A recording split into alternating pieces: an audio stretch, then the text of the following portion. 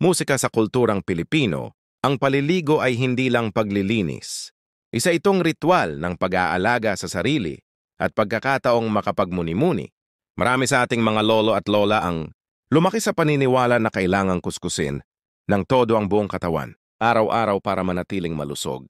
Ngunit sa pag-iipon, nagbabago ang balat na bumababa ang langis at nababawasan ang kakayahang mag-regenerate ng sugat. Nagiging mas mataas ang panganib ng tuyong balat, bitak, impeksyon at komplikasyon na maaaring magpahina sa pisikal na kakayahan.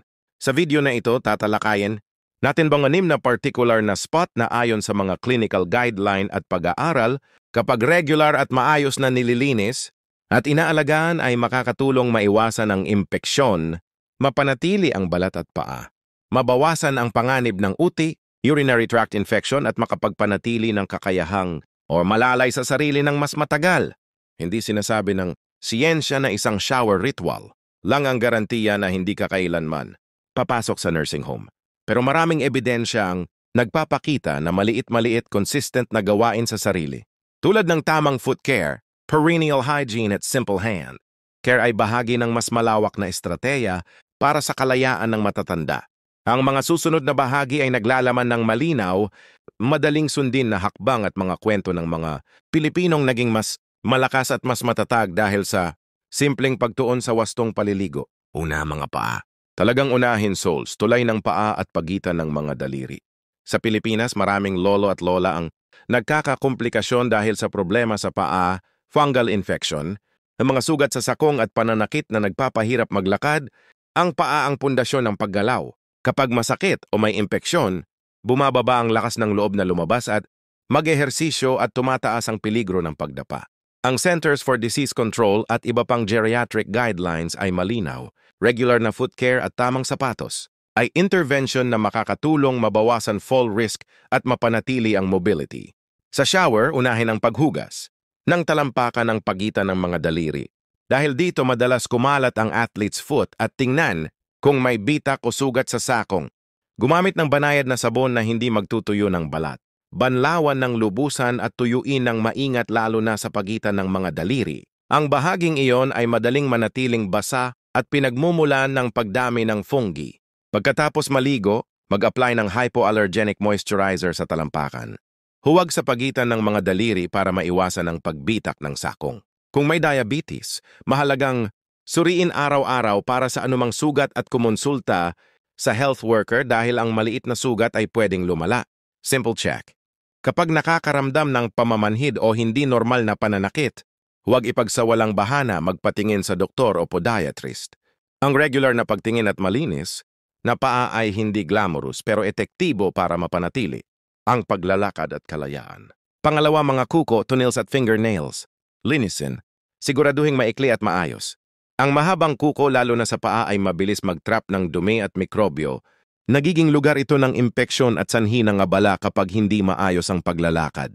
Para sa mga matatanda, ang simpleng gawin ng pagputol at paglilinis ng kuko ay makakaiwas sa fungal nail, infections at ingrown, nails na minsang humahantong, sa wound at kahit cellulitis.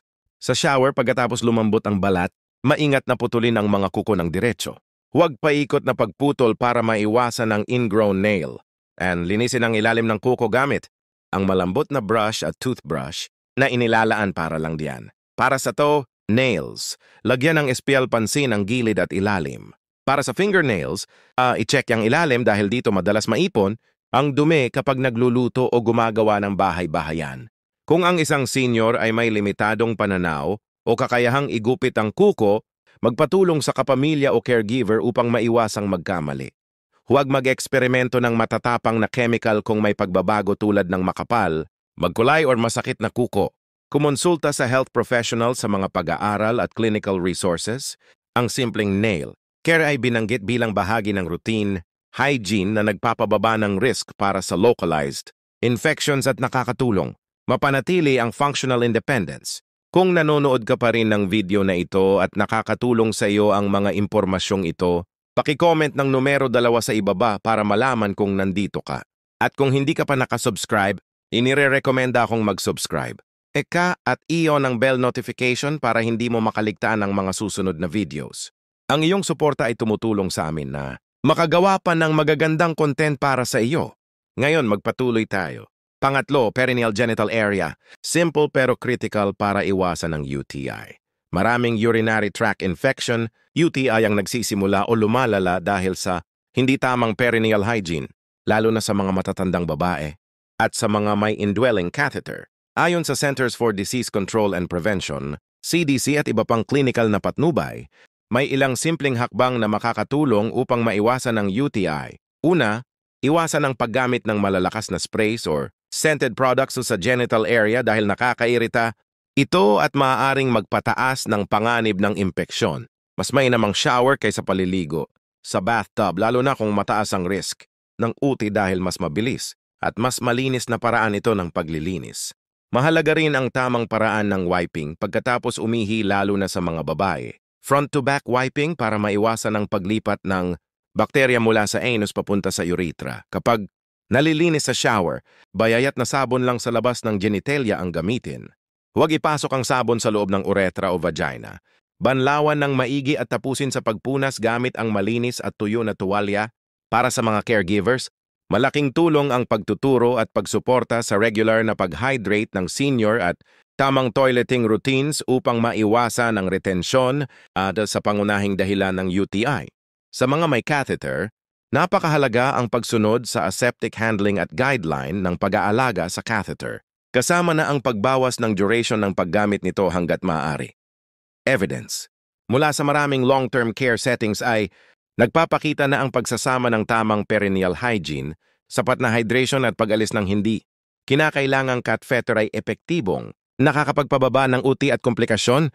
Sa kulturang Pilipino, madaling ipatupad ang diskarte na ito sa pamilya, simpleng edukasyon sa anak o apo tungkol sa tamang paglinis at hygiene, kasama ang regular na pagsama sa routine ng paliligo at towing. Sa ganitong paraan, hindi lamang napapangalagaan ang kalusugan ng mga senior kundi na ipapasa rin ang tamang gawi sa mas batang henerasyon na mahalaga sa pangmatagalang wellness ng pamilya. Pang-apat, underarms at skin folds. Lugar na madaling kapitan ng fungal at bacterial issues. Sa pagtanda, natural na nagkakaroon ng skin folds o mga tupi-tupi ng balat sa ilalim ng tibdib, tiyan kung may labis na balat, sa singit at syempre sa underarms. Ang mga lugar na ito ay madalas nananatiling mamasa-masa at siksik, kaya ito'y paboritong puwang ng fungus at bakterya. Kapag hindi naaalagaan, madali itong nagdudulot ng masangsang na amoy, skin irritation o kahit impeksyon. Ayon sa mga pag-aaral sa dermatology, ang moisture sa skin folds ay nagpapabilis sa paglago ng candida at iba pang bakterya, kaya napakahalaga ng tamang hygiene. Ang simpleng hakbang tulad ng wastong paglilinis sa shower, pagpapatuyo ng maigi gamit ang malinis na tuwalya at pagsusuot ng breathable na damit. Pagkatapos maligo ay malaking tulong. Ang paggamit ng bayayat na cleanser sa mga hindi pro na lugar ay nakakatulong panatilihin ang skin barrier. Habang sa mga pro na lugar, mas mahalaga ang panatilihing tuyo at malinis ang balat. Kung may incontinence-associated dermatitis o madalas nabasa ang balat, maaaring gumamit ng barrier, creams o absorbent products upang maiwasan ang impeksyon at iritasyon. Para sa ating mga Pilipino, practical ang paggamit ng malinis na towel at agarang pagpapalit ng damit pagkatapos maligo, lalo na sa mainit at humid na klima. Iwasan ang malalapot na powders o sprays na maaaring magdulot ng iritasyon sa sensitibong balat. Kung mapansin ang pamumula, pananakit o malalang amoy sa skin fold, huwag ipagwalang bahala. Maaaring kailangan ng antifungal o antibiotikong paggamot. Bagamat hindi glamuroso ang pagtuon sa skin folds, napakahalaga nito para mapanatili ang kalusugan at maiwasan ang komplikasyon na nakakaapekto sa kilos, ginhawa at kalidad ng buhay. Sa simpleng pangaraw-araw na pag-aalaga at tamang hygiene, malaking porsyento ng skin infection sa matatanda ay maiiwasan na nagpapatunayan na preventive care ay mas epektibo kaya gamutan. Panglima, sakong at palikpik ng mata. Heels and ankles. Alagaan para maiwasan ang bitak at sugat. Maraming Pilipino, lalo na ang mga senior, ang nakararanas ng bitak o cracked heels dahil manipis na balat. Ang problemang ito ay hindi lamang cosmetic o pangpatamis ng usapan, maaari itong magdulot ng matinding sakit, kahirapan sa paglakad at impeksyon kapag nakapasok ang bakterya sa mga bitak. Ayon sa mga pag-aaral, ang regular na foot care kabilang ang tamang paglilinis, moisturizing at pagsusuri ng mga paa ay nakatutulong upang maiwasan ang komplikasyon gaya ng cellulitis o diabetic foot ulcer sa mga may diabetes at poor circulation. Sa shower, mahalagang linisin ang bukong ilalim ng paa at suriin ang sakong at palikpik ng mata. Pagkatapos maligo at matuyo, mag-apply ng moisturizing cream o heel balm na may urea o humectant. Ang mga sangkap na ito ay clinically proven na nakakatulong sa pagpapanatiling malambot at hydrated ng balat. Para sa mas epektibong absorption, magsuot ng cotton socks habang natutulog. Iwasan ng matatalas o sobrang pag-scrub dahil maaari itong magdulot ng sugat. Mas maigi ang bayayat na pumistone para alisin ang matigas na balat, pero siguraduhing alam ng senior kung paano ito ligtas gamitin. Para sa mga may diabetes o poor circulation, kahit maliit na bitak ay dapat seryosuhin at kumonsulta agad sa clinician. Yung regular na foot checks at consistent moisturizing routine ay proven preventive measures upang hindi lumala ang problema. Bukod sa kaligtasan, ang pangangalaga sa sakong at ankle area ay nakakaapekto sa mobility. Kapag komportable ang paa, mas malaki ang tsansa na maglakad at mag-ehersisyo na critical sa pagpapanatili ang independence at kalusugan ng senior. Sa kabuuan, ang simpleng habit na ito ng pag-aalaga sa sakong at balikpik ng mata ay hindi lamang nagpoprotekta sa balat, kundi nagpo-promote din ng mas ligtas at aktibong pamumuhay. Ang malilit na hakbang na ito ay malaking tulong para sa pangmatagalang mobility at kalusugan ng bawat senior. Pang-anim, kamay at ilalim ng kuko. Maliit pero napakahalaga. Huwag maliitin ang kamay. Ang kamay ang unang contact point natin sa mundo kaya napakahalaga ng kalinisan nito. Kapag malinis ang kamay at walang dumi sa ilalim ng kuko, nababawasan ang tansa ng pagdala ng mikrobyo papunta sa bibig, mata, sugat o pagkain. Ayon sa mga pag-aaral sa infection control at long-term care facilities, ang maayos na hand hygiene ang pinaka-epektibong paraan para maiwasan ang transmissible infections tulad ng tranaso, gastroenteritis at kahit mga skin infections. Hindi lamang ito para sa ospital, sa bahay napakahalaga rin lalo na para sa mga matatanda.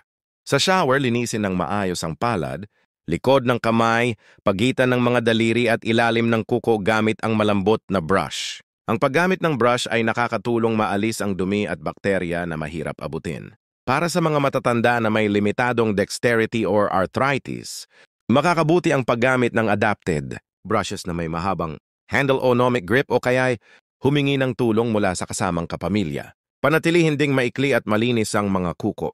Ang sobrang haba o maruming kuko ay pabor sa pagdami ng mikrobyo, posibleng magdulot ng impeksyon kapag may sugat sa kamay. Kapag may maliit na sugat o kagat sa kamay, mahalagang linisin ito ng dahan-dahan at takpan ng malinis na bandage. Kung lumalala o may palatandaan ng impeksyon tulad ng pamumula, pamamagaw na agad na magpakonsulta sa doktor. Ang simpleng habit na ito pagkatapos gumamit ng banyo bago kumain o pagkatapos humawak ng mga bagay na marumi ay nagbibigay proteksyon laban sa mga sakit na madalas tamaan ng matatanda.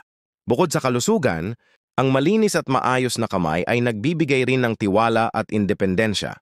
Kapag alam ng isang senior na malinis at ligtas ang kanyang mga kamay, mas madali niyang magawa ang personal care, magluto, maglinis o iba pang gawaing bahay nang hindi sobrang umaasa sa iba.